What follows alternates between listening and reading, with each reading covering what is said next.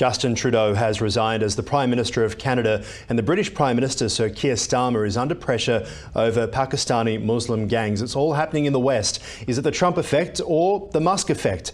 To discuss, we'll head to Sydney now. We're joined by Professor Tim Harcourt of UTS, also the host of the Airport Economist channel right here on Ticker. You've got to check it out. He is a very busy man and he's got time for us. Great to see you. Happy New Year, Tim. Yeah, Happy New Year, Aaron. Good to be back. Yeah, good to see you on dry land at the moment. Let's talk about Trudeau's resignation. Was it a surprise? People around the world, a little bit like Jacinda Ardern, seem to love him. Back home, a very different story. Similar story to Jacinda Ardern, would you say?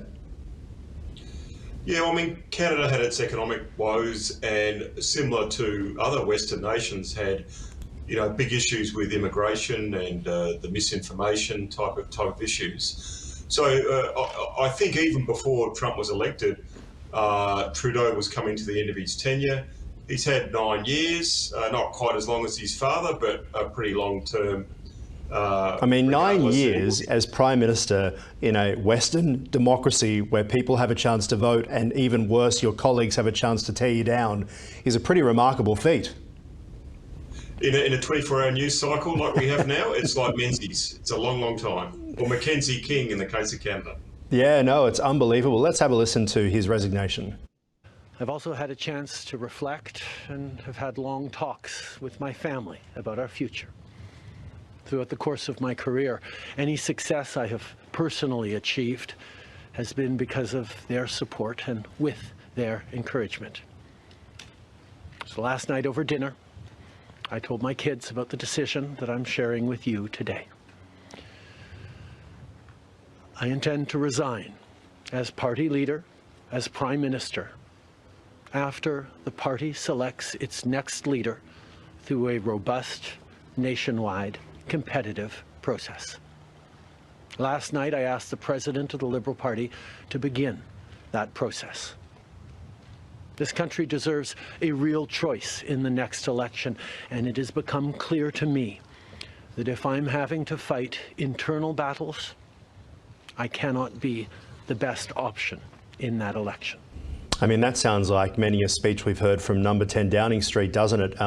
It sounds like the era of the Obama time has come to an end, an era of leftist progressive politics where you have had President Obama, obviously. You think back about Julia Gillard in Australia, Jacinda Ardern, the Hollywood smile there of Justin Trudeau as well. Many hearts are broken. Emmanuel Macron in France in big trouble. Right through Germany, a shift to far right. Is this because of Donald Trump? Is it because of the rise of aggressive nations like China and Russia? Is it because of inflation, where none of these liberal-leaning governments have been able to deal with it and incumbents have been turfed out since the end of the pandemic? What's your thoughts? I think it's partly about incumbency, inflation, the housing crisis for younger people, but I think there's some social issues as well. The sort of so-called progressive left, centre-left have not been able to handle the widespread debate about immigration, and that's the case in Canada. They haven't been able to handle the breakdown of social cohesion, particularly since October the 7th, 2023, with large pro-Hamas demonstrations all over Montreal and Toronto in the case of Canada. And they haven't been able to, I guess, deal with the impacts of the tech giants, and they've come back really hard with this misinformation, censorship of social media, perhaps emboldened by the COVID crisis and the increased government regulation that we saw. Yeah, it feels like the shift to the left has pushed also a shift to the right, which isn't new. We know that right through history, particularly the past 100 years and 100 years ago, it became a huge deal here as well. Without going all Jordan Peterson here, have liberal democracies kind of lost the ability to look at immigration as an issue and to be able to handle it properly? Is there, and I ask you this from an economist's perspective, is there an issue between bureaucracy and what is happening in the real world? We are watching on the television news huge numbers of issues that are linked to immigration. It is obviously having an impact on the way people are feeling, and we can see that because they're voting and they are, as you say, out there. We saw Southport in the UK UK, we've seen it in Australia as well. It feels really angry on the streets on a weekend in Melbourne CBD at the moment. What's happened? Has the government lost control? And why in the UK? I saw this interesting statistic recently. They have had more migrants in the past 2 years than in 1,000 years of British history. Yeah, I think it's the shutting down of the debate. I mean, you can't even say, look, I think, the rate of immigration is too high without being called a racist or whatever. You could say, as an economist, I think it should be this figure, not that figure. And people accuse you of being a racist or whatever. So I think not being able to have a rational debate about the right level of immigration for economic growth and environmental sustainability. And related to this, I think, is the left. It's not that these countries in the West are swinging to the right. The left has forgotten about their purpose, which was to look after their working class base, whether it be improving wages, healthcare, education, and having a stable society with strong borders. And I think that failure is really putting pressure on Trudeau, on Sir Keir Starmer in Britain, and even on the Australian and New Zealand parties of the left that are also struggling, with some of these social and economic challenges for their core base. Let's talk about the Musk effect, because we also can't ignore the Zuckerberg impact as well. You talk about misinformation. We remember after the election of President Trump back in 2016, there was a lot of talk about misinformation. There was a time where the next president of the United States was banned on Twitter and banned on Facebook. And now, all these years later, 4 years later, the president is back, that same man. Zuckerberg heads off to Mar-a-Lago, comes back and gets rid of the fact-checking, replaces it with community notes, which is taken from Musk. Did everything change when Musk took over Twitter? Well, I think it has. I mean, Twitter was regarded as sort of the left platform, and then Musk took over and said, look, it's open for all points of view, and I'm going to have a lot less censorship and so on.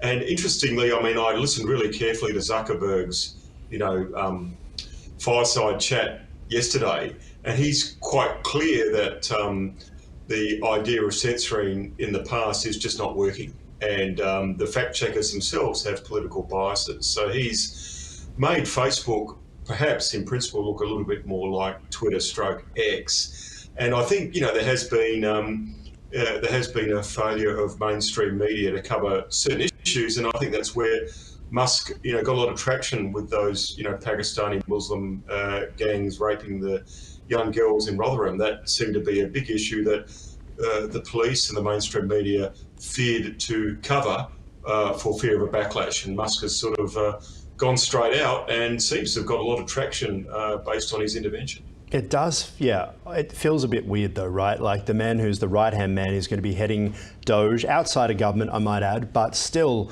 we know that he has the ear. In fact, not just the ear, he can knock on the bedroom door right now if President Trump at Mar-a-Lago is staying there.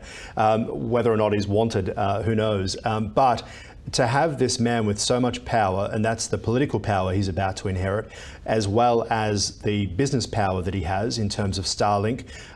We know that this is a man who can turn off or on Starlink for Ukraine or Russia on the battlefield whenever he feels about it. To have him interfering in British politics, calling on the King of England to dissolve Parliament, talking about the far right in Germany, pulling support for Nigel Farage this week from Reform. This has to be electoral interference from a major ally. It isn't coming from the president himself, but do you expect Trump to pull him into line? Yeah, I don't know how the Musk-Trump bromance is going to play out. I can see it falling out. I keep thinking that as well. I feel like any second someone's going to spill the tea at Mar-a-Lago and it's over.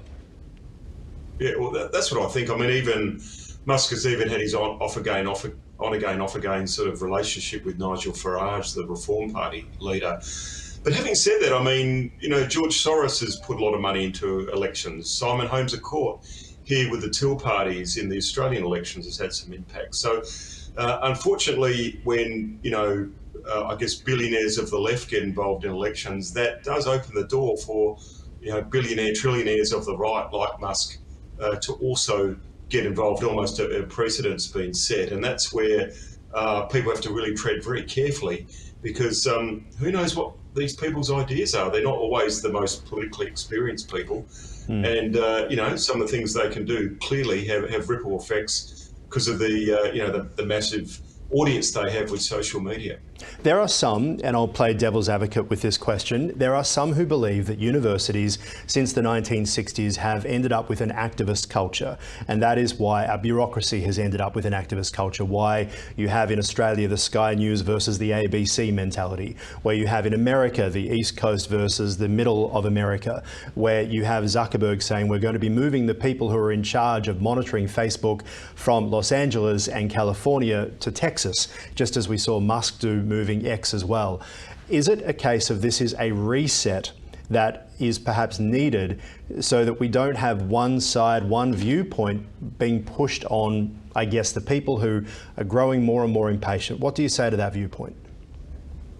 Well, that's why I'm on Ticker News, Aaron, because you want to report the news in a professional manner. And we've seen the rise of Quillette because of the activist bias of university journals now as another example. So I think that's right. I think there's been a movement away from analytical teaching and debate in universities towards one view of activism. And we're now seen to see a counter reaction to that to balance it up. In the same way that people viewed public broadcasters and bureaucracies as running a line, they want to see some sort of counterbalance, and that's what you hope that democracies will do. And I think you're right. I think that's impacted universities, it's impacted the bureaucracies, and also the media itself, where people have been activists first and journalists second. And as you and I know, that's not a viable way to conduct. I feel like this is the grand finale of an era of constantly changing parties, right? We're seeing one-term governments. We may see that in Australia. And we are constantly seeing the figureheads of parties being changed, but the problem's not changing. I'm a huge fan of Yes Minister, and I think of Sir Humphrey would probably still be there today behind the scenes convincing a leader not to do something that they truly want to do. Is it a case of bureaucracy just getting a bit out of control? This is my final question. And do you think that the people literally bringing Trump back, despite January 6, is a sign of just how frustrated people have become, that their lives seem to be getting worse by many, many measures, yet they're being told that things are better? That's a courageous question, Sir Humphrey. But look, I think it was. I think there was a view that the Washington establishment was not looking after the people of Wisconsin or Michigan, and they wanted a reset. Now, Trump's only got 4 years, but they're hoping there'll be enough rebalancing of the institutions that we won't have to go through this sort of thing again. Well, we'll see about that and whether it spreads anywhere else or if anything changes at all. But we'll get to talk about it. It's going to be an interesting 4 years indeed. Professor Tim Harcourt, thanks so much for your time here at Ticker as always. Thanks, Aaron. Really appreciate it.